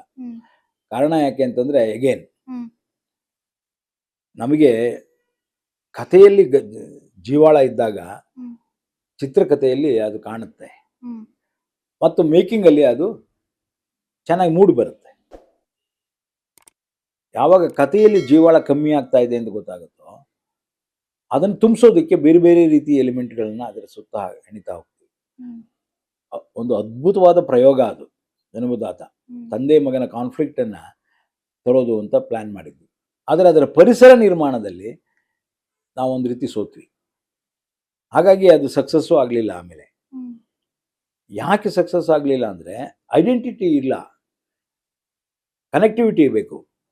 ಜನಕ್ಕೆ ಜನ್ಮದ ಜೋಡಿನಲ್ಲಿ ತಕ್ಷಣ ಕನೆಕ್ಟ್ ಆದ ಶಿವಣ್ಣನ ಕ್ಯಾರೆಕ್ಟರ್ಗೆ, ಅದು ನಾನು ಅನ್ನೋ ಹಾಗೆ ಹುಡುಗ. ಇಲ್ಲ, ಆಗಲಿಲ್ಲ. ಯಾರೋ ಬೇರೆ ಕ್ಯಾರೆಕ್ಟರ್ನ ನೋಡ್ತಾ ಇದ್ದೀನಿ ಅಂತ ಅನಿಸ್ತಾ ಶುರುವಾಯಿತು. ಅಲಿನೇಟ್ ಆದ ಕೂಡಲೇ ಅದು ಜನರ ಮಧ್ಯೆ ನಿಲ್ಲೋದಿಲ್ಲ. ಜನ್ಮದಾತ ಆ ರೀತಿನಲ್ಲಾಯಿತು. ಬಟ್ ಒಳ್ಳೆ ಎಕ್ಸ್ಪೆರಿಮೆಂಟು. ಭಾಳ ಕಷ್ಟಪಟ್ಟು ಕೆಲಸ ಮಾಡಿದ್ವಿ ನಾವೆಲ್ಲರೂ, ಇನ್ಕ್ಲೂಡಿಂಗ್ ಶಿವಣ್ಣ. ಭಾಳ ಮನಸ್ಸಿಟ್ಟು ಮಾಡಿದ್ವಿ ಎಲ್ಲರೂ, ಗಿಟ್ಲಿಲ್ಲ ಅದು. ಅದರ ನಂತರನೇ ನಾನು ಚಿಗುರಿದ ಕನಸು ಮಾಡಿದ್ದು. ಇದು ಅಷ್ಟೇ, ಎಷ್ಟು ಅದ್ಭುತವಾದಂಥ ಕತೆ, ಅದ್ಭುತವಾದಂಥ ಕಾದಂಬರಿ. ಆ್ಯಂಡ್ ಎಲ್ಲವೂ ಸಿಕ್ಕಿತ್ತು, ಎಲ್ಲವೂ ಚೆನ್ನಾಗಾಯಿತು. ಇವತ್ತಿಗೂ ಸಿನಿಮಾ ಅದ್ಭುತವಾದ ಸಿನಿಮಾ. ಅದರ ಕಾಪಿ ಬಂತು, ಅದರ ಹಿಂದಿ ವರ್ಷನ್ ಬಂತು, ಸ್ವದೇಶ್. ಆ್ಯಕ್ಚುಲಿ ನಮ್ಮ ಅಮ್ಮ ಯಾಕೆ ಗ್ರೇಟ್ ಆಗ್ತಾರೆ ಪಾರ್ವತಮ್ಮನವರು ಅಂದರೆ, ಹ್ಮ್ ನಾವು ಹೇಳಿದ್ವಿ ಈ ಥರ ಕೇಸ್ ಹಾಕ್ಬೋದು ಅವ್ರ ಮೇಲೆ, ಈ ಥರ ಇದೆ, ನಾವೊಂದು 4 ಕೋಟಿಗೆ ಕೇಸ್ ಹಾಕೋಣ ಹ್ಮ್ ಅಂತೆಲ್ಲ ಹೇಳಿದ್ವಿ. ಹ್ಞೂ ಅಂದರು ಅವರು ಹ್ಮ್ ಫಸ್ಟು. ಹ್ಮ್ ಆಮೇಲೆ ಅಷ್ಟರಲ್ಲಾಗಲೇ ಅದು ಅಶುತೋಷ್ ಗೌರಿಕರ್ಗೆ ಗೊತ್ತಾಗಿ ಅವನು ಅಲ್ಲಿ ಈ ಅಮಿತಾಬ್ ಬಚ್ಚನ್ ಕಡೆಯವರೊಬ್ಬರಿಗೆ ಫೋನ್ ಮಾಡಿಸಿ ಅವ್ರ ಶಿವರಾಮ್ಗೆ ಹೇಳಿ, ಹ್ಮ್ ಎಸ್ ರಾಮನಾಥ್ ಅವರಿಗೆ, ಹ್ಮ್ ಅವರಾಗಲೇ ಇಲ್ಲಿಗೆ ಬಂದು ಈ ಥರ ಎಲ್ಲ ಮಾಡೋದು ಬೇಡ, ಹ್ಮ್ ಯಾಕೆಂದ್ರೆ ಸುಮ್ಮನೆ ತೊಂದರೆ ಆಗುತ್ತೆ ಹಾಗೆ ಹೀಗೆ ಅಂತೇಳಿ ಹ್ಮ್ ಪಾರ್ವತಮ್ಮ ಆಮೇಲೆ ಕೇಸ್ ಹಾಕಬೇಕು ಅಂದವರು, ಬೇಡ ಬಿಟ್ಬಿಡು ಹೋಗಲಿ ಹ್ಮ್ ಅಂದರೆ ಲೆಕ್ಕ ಹಾಕಿ. ಅವರು ನಮ್ಮ ಹಾಗೆ ಒಂದು ಸಿನಿಮಾದ ಕುಟುಂಬ. ಹ್ಮ್ ಆ ಕುಟುಂಬಕ್ಕೂ ಏನಾದ್ರು ತೊಂದರೆ ಆಗಿಬಿಟ್ರೆ ಹ್ಮ್ ಬೇಡ ಬಿಡು, ಏನೀಗ ನಮ್ಮ ಕನ್ನಡದ ಕತೆ ಅಲ್ಲಿಗೆ ಹೋಯ್ತಲ್ಲ ಅಂದ್ಕೊಂಡು ಸುಮ್ಮನೆ ಆಗ್ಬೋಣ. ಹ್ಮ್ ಅವ್ರು ಅಕ್ನಾಲೇಜ್ ಮಾಡಲಿಲ್ಲ, ಅವ್ರು ಬಳಸಲಿಲ್ಲ ಅನ್ನೋದು ಬೇರೆ ವಿಚಾರ, ಆದರೆ ಬಿಟ್ಬೋಣ ಅಲ್ಲಿಗೆ, ಹ್ಮ್ ನಿಲ್ಲಿಸ್ಬಿಟ್ರು ಅದನ್ನು. ಇಲ್ಲದಿದ್ದರೆ ನಾವೆಲ್ಲ ಸಿದ್ಧವಾಗಿದ್ವಿ, ಅದಕ್ಕೆಲ್ಲ ಪೂರಕವಾದಂಥ ಎಲ್ಲ ಮೆಟೀರಿಯಲ್ನ ಕಲೆಕ್ಟ್ ಮಾಡಿದ್ದೆ. ಶಿವರಾಮ್ ಕಾರಂತರು ಬರೆದಂತಹ ಕಾದಂಬರಿಯನ್ನು ಹ್ಮ್ ಸುಮಾರು 50-60 ವರ್ಷಗಳ ಹಿಂದಿನ ಕಾದಂಬರಿ ಅದು. ಫಸ್ಟ್ ಬಂದಾಗಿದ್ದೆಲ್ಲ ಹೇಳಿದ್ರೇನು ಏನೋ ಹ್ಮ್ 1943. ಹ್ಮ್ ಸೊ ಆ ಥರದ್ದೆಲ್ಲವನ್ನು ಗಮನದಲ್ಲಿಟ್ಕೊಂಡು ನಾವು ಅದನ್ನು ಗೆಲ್ಬೋದಿತ್ತು. ಹ್ಮ್ ಆದರೆ ಪಾರ್ವತಮ್ಮನವರು ಒಂದು ಮಾತು, ಅವರು ಕೂಡ ನಮ್ಮ ಸಿನಿಮಾ ಕುಟುಂಬದವರು, ಬಿಟ್ಬಿಡೋಣ. ಹ್ಮ್ ಬಟ್ ಚಿಗುರಿದ ಕನಸು ಏನಾದರೂ ಸಕ್ಸಸ್ಫುಲ್ ಆಗಿ ಭಾಳ ದುಡ್ಡು ಮಾಡದೇ ಇದ್ರೂ ಆ ಸಕ್ಸಸ್ಸನ್ನು ಕಾಪಾಡ್ಕೊಂಡ್ಬಂದಿದ್ದರೆ, ನಾನೊಂದು 4 ಕಾದಂಬರಿಗಳನ್ನು ಪಾರ್ವತಮ್ಮನವರು ಪ್ರೊಡಕ್ಷನಲ್ಲಿ ಮಾಡಿಸ್ತಾ ಇದ್ದೆ. ಹ್ಮ್ ಯಾಕೆಂದ್ರೆ ಲೈನಪ್ ಮಾಡಿದ್ದೆ ಅವರಿಗೆ, ಇದಾದ್ಮೇಲೆ ಇದು ಮಾಡ್ಬೋಣ, ಇದಾದ್ಮೇಲೆ ಅದು ಮಾಡ್ಬೋಣ ಅಂತೇಳಿ ಎಲ್ಲ ಅವರು ಒಪ್ಕೊಂಡಿದ್ರು. ಆದರೆ ಯಾವಾಗ ಅದು ಜನ ಅಷ್ಟು ಚೆನ್ನಾಗಿ ತಗೊಳ್ಳಿಲ್ಲ ಅಂತ ಗೊತ್ತಾಯ್ತು, ತಕ್ಷಣ ಅವ್ರು ಹೇಳಿದ್ರು, ಇನ್ನು ಕಾದಂಬರಿಗೆ ಬೇಡ ಕಣಯ್ಯ, ಸಾಕಯ್ಯ ಅಂತ ಅಂದ್ಬಿಟ್ರು. ಹ್ಮ್ ಇಲ್ಲದಿದ್ರೆ ಅವರು ಯಾವಾಗಲೂ ಕಾದಂಬರಿಗೆಯನ್ನು ಕಂಟಿನ್ಯೂಸ್ ಆಗಿ ಮಾಡ್ಕೊಂಬಂದವರು. ಒಂದು ಭ್ರಮ ನಿರಸನ ಆಯ್ತು ಅದರಲ್ಲಿ ಅದಾದ್ಮೇಲೆ. ಬಟ್ ಆಕ್ಚುಲಿ ಅಣ್ಣ ಅವರಿಗೆ ಇಷ್ಟ ಆಯ್ತಂತಲ್ವಾ ಸರ್ ಚಿಗುರಿದ ಕನಸು ನಾನ್ ಮಾಡ್ಬೇಕಿತ್ತು ಅಂತ? ಅವ್ರಿಗೆ ಆ್ಯಕ್ಚುಲಿ ಕತೆ ನಾನು ಹೇಳ್ತಿದ್ದಂಗೆ ಯಾವುದೇ ಅದು ಶಿವರಾಮ್ ಕಾರಂತರ ಕತೆ ನಾನು ಹ್ಮ್ ಮೊದಲೇ ಓದಿದ್ದೀನಿ, ನಾನು ಈಗ ಅದನ್ನು ಮಾಡ್ಬೋದಾಗಿತ್ತು, ನಾನು ಮಾಡಬೇಕು ಅಂತ ಅನಿಸಿತ್ತು. ಹ್ಮ್ ಒಂದ್ಸಲ ಮಾಡಿದ್ವಿ ಎಲ್ಲ ಕೆಲಸಗಳನ್ನ, ದೊರೆ ಭಗವಾನೆಲ್ಲ ಕೂತು ಮಾಡಿದ್ರು ಅಂತೆಲ್ಲ ಹೇಳಿದ್ರು ಅವರು. ಹ್ಮ್ ಬಟ್ ಅಂಥ ಕತೆನ ಹ್ಮ್ ಈ ಹೊಸದಾಗಿ ಶಿವಣ್ಣನ ಜೊತೆ ಮಾಡೋಕೆ ಹೊರಟಾಗ ಹ್ಮ್ ಪ್ರತಿ ಸೀನ್ನಲ್ಲೂ ಕೂತಿದ್ದಾರೆ ಅವರಿಬ್ರು, ಅಣ್ಣ ಮತ್ತು ವರದಣ್ಣ ಇಬ್ರು. ಪ್ರತಿ ಸೀನ್ಗೂ ಡಿಸ್ಕಷನ್ ಆಗಿದೆ. ಹ್ಮ್ ಆ ಸೀನ್ನ ಕನ್ಸೀವ್ ಮಾಡೋ ಇದರಿಂದ ಹಿಡಿದು ಎಲ್ಲವನ್ನೂ ಅವರು ಎಂಜಾಯ್ ಮಾಡಿದ್ದಾರೆ. ಹ್ಮ್ ಹಾಗಾಗಿ ಈ ಇಡೀ ಸಿನಿಮಾ ಬಂದ ಮೇಲೆ ಅವರು ಅಷ್ಟು ಎಂಜಾಯ್ ಮಾಡಿದವರು ಇನ್ಯಾರೂ ಇಲ್ಲ. ಹ್ಮ್ ಅಣ್ಣವರು ವರದಣ್ಣ ಇಬ್ಬರು ಕೂಡ ಹ್ಮ್ ಕ್ಲಾಸಿಕ್ ಕಣೆ, ಬ್ಯೂಟಿಫುಲ್ ಇದು ಅಂದ್ಕೊಂಡು ಆಚೆ ಬಂದರು. ಅದು ಯಾಕೆ ಓಡಲಿಲ್ಲ ಅಂತ ಕೇಳಿದ್ರು ಅಷ್ಟೇ. ಹ್ಮ್ ಬಟ್ ಓಡ್ತು, 100 ಡೇಸ್ಗೆ ಬಂತು, ಆಮೇಲೆ ಎತ್ತಾಕಿದ್ವಿ, ಅದೆಲ್ಲ ಕರೆಕ್ಟು. ಬಟ್ ಸಕ್ಸಸ್ ಅನ್ನೋದು ಇತ್ತಲ್ಲ, ಯಾಕಂದ್ರೆ ನಾವು ಅಷ್ಟು ಖರ್ಚು ಮಾಡಿಬಿಟ್ಟಿದ್ವಿ, ಅದಕ್ಕೆ ಭಾಳ ಜಾಸ್ತಿನೇ ಖರ್ಚು ಮಾಡಿದ್ವಿ. ಹ್ಮ್ ಜನ್ಮ ಜೋಡಿಯಾಗಿ ಸ್ಮಾಲ್ ಇದ್ರಲ್ಲಿ ಮಾಡಿರಲಿಲ್ಲ. ಹ್ಮ್ ಏನು ಬೇಕಾದ್ರೂ ಮಾಡೋಣ ಅಂತೇಳಿ ಬನಾರಸ್ಗೆ ಹೋಗಿ ಅಲ್ಲಿ ಶೂಟ್ ಮಾಡಿ, ಡೆಲ್ಲಿಲಿ ಶೂಟ್ ಮಾಡಿ, ಎಲ್ಲ ಕಡೆ ಅದಕ್ಕೆ ಏನೇನು ಬೇಕೋ ಅದೆಲ್ಲ ಮಾಡಿದ್ವಿ. ಹ್ಮ್ ಆಮೇಲೆ ಸುಮಾರು ದಿವಸಗಳನ್ನ ತೊಗೊಂಡು 70 ದಿವಸ ಏನೋ ಮಾಡಿದ್ವಿ. ಸೊ ಅವೆಲ್ಲವನ್ನು ಗಮನಿಸಿದಾಗ ಆ ಸಕ್ಸಸ್ ಬಂದುಬಿಟ್ಟಿದ್ರೆ ಹ್ಮ್ Chigurida Kanasu would have been a fantastic milestone. ಇವತ್ತಿಗೂ ಅದು ಮೈಲ್ ಸ್ಟೋನೇ. ಕಾರಣ ಯಾಕೆಂದರೆ ಈಗಲೂ ಆ ಸಿನಿಮಾ ನೋಡಿದವರೆಲ್ಲರೂ ಫಸ್ಟ್ ಇಮ್ಮಿಡಿಯೇಟಾಗಿ, ಸರ್ ಶಿವಣ್ಣ ಏನು ಪರ್ಫಾರ್ಮೆನ್ಸು ಸರ್, ಆನಂದಾಗಿ ಏನು ಪರ್ಫಾರ್ಮೆನ್ಸು ಸರ್, ಏನು ಸರ್ ನಿಮ್ಮ ಡೈರೆಕ್ಷನ್ ಅಂತ ಫೋನ್ ಮಾಡೇ ಮಾಡ್ತಾರೆ. ಹೌದು sir, one of the finest cinema in Kannada industry ಅಂತಂದ್ರೆ ಅದು ಚಿಗುರಿದ ಕನಸು ಅಂತಾನೆ ಈಗಲೂ ಎಷ್ಟೋ ಜನ ಹೇಳ್ತಾರೆ. ಹೌದು, ಅಂಡ್ ಶಿವಣ್ಣಗುನು ಬೆಸ್ಟ್ ಆಕ್ಟರ್ ಅವಾರ್ಡ್ ಬಂತಲ್ಲ ಸರ್, ರಾಜ್ಯ ಪ್ರಶಸ್ತಿ ಅವಾರ್ಡ್ ಕೂಡ ಬಂತು, ಬಂತು. ಸಿನಿಮಾಗೆ ಬಂತು, ಅದೆಲ್ಲ ಓಕೆ, ಹ್ಮ್ ಕರೆಕ್ಟ್. ಅದು ಯಾಕೆ ಬರಬೇಕಾಗಿತ್ತು ಅವೆಲ್ಲ. ಹ್ಮ್ ಸಂದುದ್ದರ ಬಗ್ಗೆ ಎರಡನೇ ಮಾತಿಲ್ಲ, ಚಿಗುರುತುಂಗದ ಬೆಸ್ಟ್ ಫಿಲ್ಮ್ ಬಂತು ಅದು ಅವಾರ್ಡ್. ಹ್ಮ್ ನಾನು ಮಾಡಿದ 3 ಸಿನಿಮಾಗಳಲ್ಲಿ ಶಿವಣ್ಣನ ಜೊತೆ ಈ 3 ಸಿನಿಮಾಗಳು. ಹ್ಮ್ ಬಟ್ ಆ ಮನೆಗೆ ಅದಲ್ದೇ ಆಕಸ್ಮಿಕ ಮಾಡಿದೆ, ಆಮೇಲೆ ಸಾಗರ ದೀಪ ಮಾಡಿದೆ. ಹ್ಮ್ ನಾನು ಮಾಡದೆ ಉಳಿದಿದ್ದು ಅಪ್ಪುಗೆ ಮಾತ್ರ. ಹ್ಮ್ ಅಪ್ಪುಗೆ ಸಿನಿಮಾ ಮಾಡಬೇಕಾಯಿತು, ಅಪ್ಪುನ ಮೊದಲನೇ ಸಿನಿಮಾ ನಾನು ಮಾಡಬೇಕಾಯಿತು. ಹ್ಮ್ ಕತೆ ರೆಡಿ ಮಾಡ್ತಿದ್ದೆ, ಅಷ್ಟರಲ್ಲಿ ಬೇರೆ ಏನೋ ಆಯಿತು, ಹೊರಗಡೆಯಿಂದ ಒಬ್ಬರು ಬಂದರು, ಹ್ಮ್ ಸಿನಿಮಾ ಶುರು ಆಗೋಯ್ತು, ಅಪ್ಪು ಇಂಟ್ರೊಡಕ್ಷನ್ ಆಗೋಯ್ತು. ಅದಾದಮೇಲಾದರೂ ಮಾಡೋಣ ಅಂದ್ಕೊಂಡೆ, ಆಗಲಿಲ್ಲ. ಹ್ಮ್ ಬಟ್ ಅವನಿಗೋಸ್ಕರ ಒಂದು ಕತೆ ಸಿದ್ಧ ಮಾಡಿ ಅವನು ನನಗೆ ಹೇಳ್ತಾ ಇದ್ದೆ, ಈ ಥರ ಮಾಡ್ತಾ ಇದ್ದೀನಿ, ರೆಡಿ ಇದೆಯಾ ಅಂದಾಗ, ರೆಡಿ ಆದ ಕೂಡಲೇ ಹೇಳಿ ಮಾವ, ಮಾಡ್ಬೋಣ ಮಾಮ ಅಂತ ಹೇಳ್ತಾ ಇದ್ದ. ಹ್ಮ್ ಆಗಲೇ ಇಲ್ಲ. ಅದೊಂದು ಕೊರೆ ಇದೆ ಮನೆಯಲ್ಲಿ. ಎಲ್ಲ ಆ್ಯಕ್ಟರ್ಗಳಿಗೂ ಡೈರೆಕ್ಟ್ ಮಾಡಿದ್ದೀನಿ ಹ್ಮ್ ಎಕ್ಸೆಪ್ಟ್ ಅಪ್ಪು. ಶಿವಣ್ಣ ಅವರನ್ನ ಸರ್ ನಟನಾಗಿ ಅಥವಾ ವ್ಯಕ್ತಿಯಾಗಿ ಯಾವುದು ನಿಮ್ಮ ಮೇಲೆ ತುಂಬಾ ಪ್ರಭಾವ ಬೀರಿದೆ? ಆ್ಯಕ್ಚುಲಿ ನನ್ನ ಮೇಲೆ ಪ್ರಭಾವ ಅನ್ನೋದಕ್ಕಿಂತ ನನ್ನೊಡನೆ ಪಯಣ ಅವನು, ನನ್ನ ಜೊತೆ ಪಯಣ ಮಾಡ್ದವನು. ಪ್ರತಿಯೊಬ್ಬರು ಅವರವರ ಪಾಲಿನ ಪ್ರಯಾಣದಲ್ಲಿ ಅವರವರ ಪಾಲಿನ ಇವುಗಳನ್ನು ಬಿಟ್ಟು ಹೋಗ್ತಾರೆ, ನೆನಪುಗಳನ್ನ ಬಿಟ್ಟು ಹೋಗ್ತಾರೆ, ಅನುಭವಗಳನ್ನು ಬಿಟ್ಟು ಹೋಗ್ತಾರೆ. ಆ ರೀತಿಯಲ್ಲಿ ಶಿವಣ್ಣ ಸಾಕಷ್ಟು ಸಿನಿಮಾದ ಶಿಸ್ತಿನ ಬಗ್ಗೆ, ಸಿನಿಮಾದ ಒಟ್ಟಾರೆ ಬದ್ಧತೆ ಬಗ್ಗೆ ಮತ್ತು ಸಿನಿಮಾವನ್ನು ಒಂದು ಕುಟುಂಬ ಕಲೆಯಾಗಿ ಯೋಚನೆ ಮಾಡೋದ್ರ ಬಗ್ಗೆ ಇತ್ಯಾದಿಗಳ ಬಗ್ಗೆ ಸಾಕಷ್ಟು ನಾವಿಬ್ರು ಒಬ್ರಿಗೊಬ್ರು ಹತ್ತತ್ರದಲ್ಲಿದ್ದೇವೆ. ಯಾಕೆಂದರೆ ನಾನು ಯಾವಾಗಲೂ ಅಂದ್ಕೊಳ್ಳೋದಾಗಿ ಇಡೀ ಸಿನಿಮಾದ ಫ್ರೆಟರ್ನಿಟಿ ಎಲ್ಲ ಒಂದೇ. ಒಬ್ಬರು ಚಿಕ್ಕವ್ರು ಇರ್ಬೋದು, ದೊಡ್ಡವರು ಇರ್ಬೋದು, ಏನೇನೋ ಆಗ್ತಿರ್ಬೋದು, ಒಬ್ಬರು ಭಾಳ ಹೆಸರು ಮಾಡ್ಬೋದು, ಒಬ್ಬರು ಸ್ಟಾರ್ಗಳಾಗಿರ್ಬೋದು. ಬಟ್ ಲೈಟ್ ಬಾಯಿಂದ ಹಿಡಿದು ಪ್ರತಿಯೊಬ್ಬನೂ ಅದಕ್ಕೆ ಕಾಂಟ್ರಿಬ್ಯೂಟ್ ಮಾಡಿರ್ತಾನೆ. ಹಾಗಾಗಿ it is A team work. ಇಂಥ ಸಾಂಘಿಕ ಕೆಲಸ ಮಾಡುವಾಗ ಸಂಘ ಯೋಚನೆಗಳಿರಬೇಕು. ಯಾವ ರೀತಿ ನಾವು ಆ ಸಂಘವನ್ನು ಕಟ್ತಾ ಹೋಗಬೇಕು. ಆ ಟೀಮ್ ವರ್ಕಲ್ಲಿ ಎಲ್ಲರೂ ಇಂಪಾರ್ಟೆಂಟ್ ಆದಮೇಲೆ ಕುವೆಂಪು ಅವರ ಮಾತಿನ ಹಾಗೆ ಯಾರೂ ಮುಖ್ಯರೂ ಅಲ್ಲ, ಯಾರೂ ಅಮುಖ್ಯರೂ ಅಲ್ಲ. ಸೊ ಅದರಿಂದ ಎಲ್ಲವನ್ನ ಕಾಂಟ್ರಿಬ್ಯೂಟರಿ ಆಗಿ ತಗೊಳ್ತಾ ಅದರಿಂದ ಒಂದು ಕಲೆಯನ್ನು ಮಾಡೋದಿದೆಯಲ್ಲ, ರೂಪಿಸೋದಿದೆಯಲ್ಲ, ಅದರಲ್ಲಿ ಶಿವಗಿದ್ದ ಹಾಗೆ ಕಮಿಟ್ಮೆಂಟು ನನಗೂ ಇದೆ. ನಾವಿಬ್ಬರು ಆ ರೀತಿಯ ಯೋಚನೆಯಲ್ಲೇ ಬೆಳೆದವರು. ಶಿವಣ್ಣ ದೊಡ್ಡ ಸ್ಟಾರ್ ಆಗಿದ್ರು ತುಂಬಾ ಒಂದು ಸರಳವಾದ ವ್ಯಕ್ತಿತ್ವ ಸರ್. ಅವ್ರು ತುಂಬಾ ಸಿಂಪಲ್ ಆಗಿ ಇರೋದಕ್ಕೆ ಕಾರಣ ಏನು ಅಂತ ನಿಮಗೆ ಅನ್ಸುತ್ತೆ? ಮನೆ, ಮನೆತನ, ಪರಿಸರ. ಇಂದಿನ ಯುವಕರಿಗೆ ಅಥವಾ ಯುವ ನಟರಿಗೆ ಶಿವಣ್ಣ ಇಂದ ಕಲಿಯಬಹುದಾದಂತಹ ಒಂದು ಪಾಠ ಏನು ಅಂತ ಸರ್? ಅವನ ನಡವಳಿಕೆಯೇ ಒಂದು ಪಾಠ. ಆ ನಡವಳಿಕೆಯ ಜೊತೆಯಲ್ಲಿ ಅವನ ಕಲಿಕೆಯ ಮೆಟ್ಟಿಲುಗಳನ್ನು ಸರಿಯಾಗಿ ಗಮನಿಸಿದ್ರೆ ಅದು ಪಾಠವಾಗಿ ಪಠ್ಯವಾಗಿ ಇವರಿಗೆ ಸಿಗುತ್ತೆ. ಒಂದೇ ಪದದಲ್ಲಿ ಶಿವಣ್ಣ ಅವರನ್ನ ಡಿಸ್ಕ್ರೈಬ್ ಮಾಡ್ಬೇಕಂದ್ರೆ ಏನ್ ಹೇಳ್ತೀರಾ ಸರ್? ನಟ. ಯಾಕೆಂದ್ರೆ ಅದನ್ನ ಹೇಳಕ್ಕೆ ಕಷ್ಟ. ಎಷ್ಟೋ ಜನ ನಟ ಆಗಿರಲ್ಲ, ನಟ ಅಂತ ಹಾಕತಿರ್ತಾರೆ. ನಟ perfect actor. Okay. So 40 years ಆಗಿದೆ ಸರ್. ಈ ಸಂದರ್ಭದಲ್ಲಿ ಶಿವಣ್ಣಗೆ ನೀವೇನಾದ್ರೂ ಒಂದ್ ಮಾತು ಹೇಳ್ಬೇಕು ಅಂತಂದ್ರೆ ಹೇಳ್ಬೋದು. ಶಿವಣ್ಣ ಸಾಕಷ್ಟು ಬೆಳೆದಿದ್ದಾನೆ. ಅವನದೇ ಆದಂಥ ಅನುಭವಗಳ ಜೊತೆಯಲ್ಲಿ ಕನ್ನಡ ಸಿನಿಮಾವನ್ನ ಬಹಳ ಎತ್ತರಕ್ಕೆ ತಗೊಂಡೋಗಿದ್ದಾನೆ. ಇಂದಲ್ಲ ನಾಳೆ ಹೇಗೆ ಆಗಿರಲಿ, ಕನ್ನಡದ ಸಿನಿಮಾದ ಭಾರತೀಯ ಚಲನಚಿತ್ರರಂಗದ ಇತಿಹಾಸ ಬರೆಯುವಾಗ, ಕನ್ನಡ ಚಲನಚಿತ್ರರಂಗದ ಇತಿಹಾಸ ಬರೆಯುವಾಗ ಶಿವಣ್ಣನ ಈ ಎಲ್ಲ ಅಚೀವ್ಮೆಂಟ್ಗಳ ಜೊತೆಯಲ್ಲಿ ಒಂದು ಮಾದರಿಯನ್ನು ಅವನು ಬಿಟ್ಟು ಹೋಗ್ತಾನೆ ಅನ್ನೋದ್ರ ಬಗ್ಗೆ ಎರಡನೇ ಮಾತೇ ಇಲ್ಲ. And is A model. ತುಂಬಾ ಥ್ಯಾಂಕ್ಸ್ ಸರ್, ಇಷ್ಟೊತ್ತು ನಮ್ಮೊಂದಿಗೆ ಮಾತನಾಡಿದ್ದಕ್ಕೆ. ನಮಗಾಗಿ ಟೈಮ್ ಕೊಟ್ಟಿದ್ದಕ್ಕೆ ಧನ್ಯವಾದಗಳು ಸರ್. ನಮಸ್ತೆ. ಸೊ ಡಾಕ್ಟರ್ ರಾಜ್ಕುಮಾರ್ ಅವರ ಮಗನಾಗಿ ಹುಟ್ಟಿದ್ರು, ತಮ್ಮದೇ ಆದಂತಹ ಐಡೆಂಟಿಟಿಯನ್ನ ಕಟ್ಟಿಕೊಂಡವರು ಶಿವಣ್ಣ. 40 ವರ್ಷಗಳ ಅವರ ಸಿನಿಯಾನದಲ್ಲಿ ಸಾಧನೆ ಇದೆ, ಸಂಘರ್ಷ ಇದೆ, ತ್ಯಾಗ ಇದೆ, ಅಭಿಮಾನಿಗಳ ಪ್ರೀತಿ ತುಂಬಿದೆ.